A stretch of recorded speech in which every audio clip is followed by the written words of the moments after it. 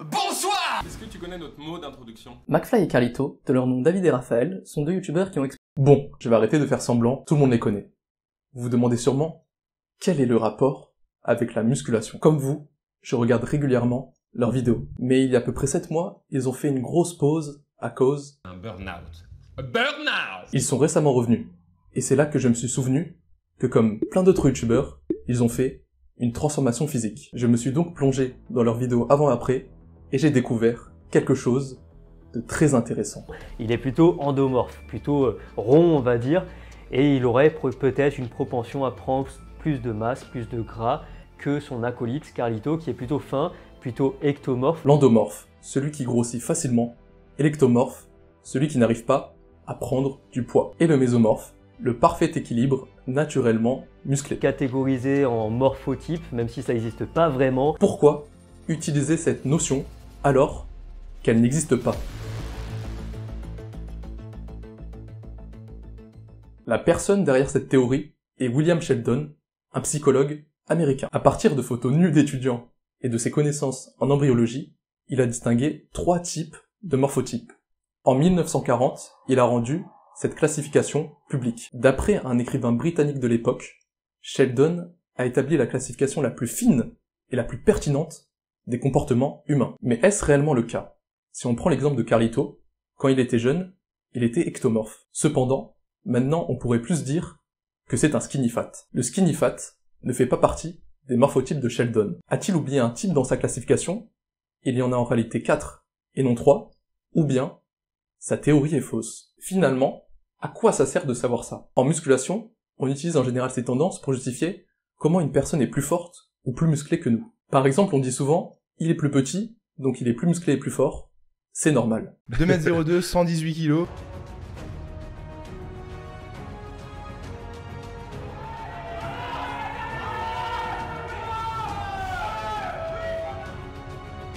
Alors c'est plutôt l'inverse? Il faut être grand pour être musclé et fort? Charge, tu vois, par exemple, dans ton cas, t'es une femme de 47 kg qui fait 4 reps à 140.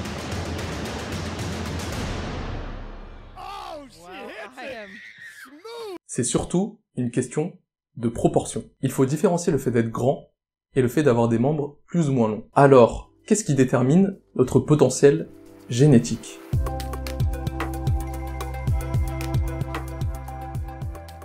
Un muscle long, c'est un muscle qui s'attache loin de l'articulation via le tendon.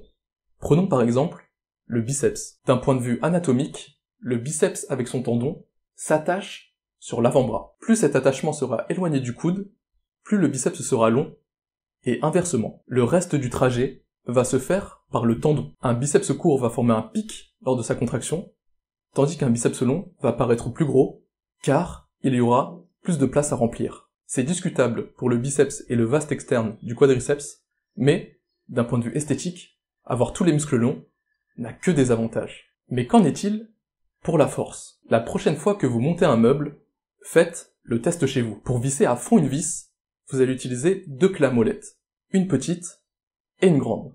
Je peux vous assurer qu'avec la petite, vous allez galérer à visser, même avec toute votre force. Tandis qu'avec une clé à molette plus grande, ça va être beaucoup plus simple, avec, en plus, moins de force. C'est ce qu'on appelle le bras de levier. Avec vos muscles, c'est pareil. Plus ils sont longs, plus le bras de levier est important, et plus ce sera facile de soulever une charge lourde. Donc pour la force, plus vos muscles sont longs, plus vous êtes avantagé. Votre corps n'est pas fait que de muscles. Il y a aussi les os. La longueur de vos segments va déterminer la forme de votre physique. Par exemple, avoir de longues clavicules va vous faire paraître large sans n'avoir jamais fait de musculation. À l'inverse, avoir une grosse cage thoracique va vous faire paraître épais de profil. Mais attention, ça ne veut pas dire que plus vos os sont longs, plus vous êtes avantagé. Pour la force, c'est plutôt l'inverse. Si on prend le développé couché, plus vos bras sont longs, plus le trajet pour descendre la barre l'est aussi. Mais si on ajoute à ça l'épaisseur de la cage thoracique, si celle-ci est grosse, le trajet va être réduit. Donc, en prenant juste un mouvement et différents types de longueurs osseuses, on peut créer des tas de combinaisons qui fait qu'on est plus ou moins fort. Mais qu'en est-il de l'ectomorphe qui fait que manger, mais qui n'arrive pas à prendre du poids? La génétique influence aussi ce qu'il se passe dans notre assiette. De la même manière qu'une voiture, notre corps a besoin d'énergie pour vivre. L'énergie que l'on va consommer dans une journée donne le métabolisme total. Cette consommation d'énergie peut être divisée principalement en deux, le métabolisme de base et l'activité physique. Et c'est ce métabolisme de base qui varie d'un individu à un autre. Chez l'un, le métabolisme de base va brûler énormément de calories. Chez l'autre, pas du tout. Cette variation est due d'une part par la génétique, mais aussi est influencée par notre passé. Plus on a été gras auparavant, plus notre métabolisme va être moins rapide. Pas C'est trop ça. sur l'alimentation, on peut dire, même si t'as jamais mangé beaucoup. Aujourd'hui, avant le podcast, tu m'as dit que tu manges à peu près 1400 calories par jour. Ouais, c'est ça. L'âge, la quantité de muscles et notre alimentation influencent aussi notre métabolisme. Pour Carlito, il devait brûler énormément de calories étant jeune, peu importe ce qu'il mangeait. Mais avec l'âge et une mauvaise alimentation, son métabolisme a dû faiblir. Imaginez, vous sortez dehors et vous voyez votre mère soulever une voiture. C'est ce qu'il s'est passé avec Angela Cavallo, une maman qui a soulevé une voiture parce que son fils était en dessous. Cette anecdote, elle montre très simplement que la force est grandement impactée par le système nerveux. Plus l'influx nerveux arrive vite à nos muscles, plus on est explosif, rapide et fort. Même si avec l'entraînement on peut améliorer son explosivité, il n'en reste pas moins que génétiquement, certains sont faits pour la force et l'explosivité, tandis que d'autres pour l'endurance. L'exemple le plus parlant, c'est au collège. Quand on faisait la course, on voyait qui était rapide, et au cross, on voyait qui était endurant. Et c'est d'ailleurs ce qu'on peut voir avec McFly et Carlito. Ils se sont naturellement tournés vers ce sur quoi ils sont bons. Moi, je me rends compte avec les mois que je suis plus un mec de cardio. La preuve en image, vous verrez tout à l'heure. C'est plus ça. Et par contre, moi, la muscu, c'est ma life. Oh, qu'est-ce que j'aime. J'aime être dans les machines là. 100 kilos,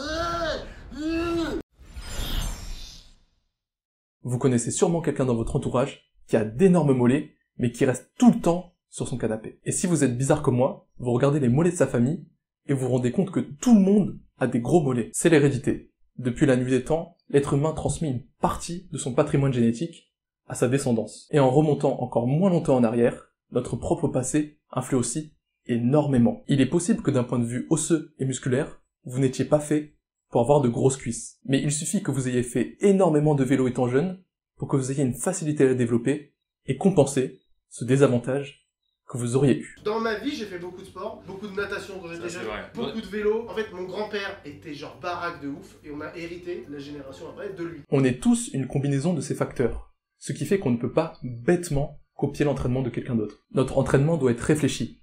C'est ce que j'ai développé d'ailleurs dans ma précédente vidéo, que je vous invite à regarder. Pourtant, je tiens à le dire, on est tous des mésomorphes. Enfin, on a tous le pouvoir de le devenir. Devenir, car on a tellement de paramètres sur lesquels jouer.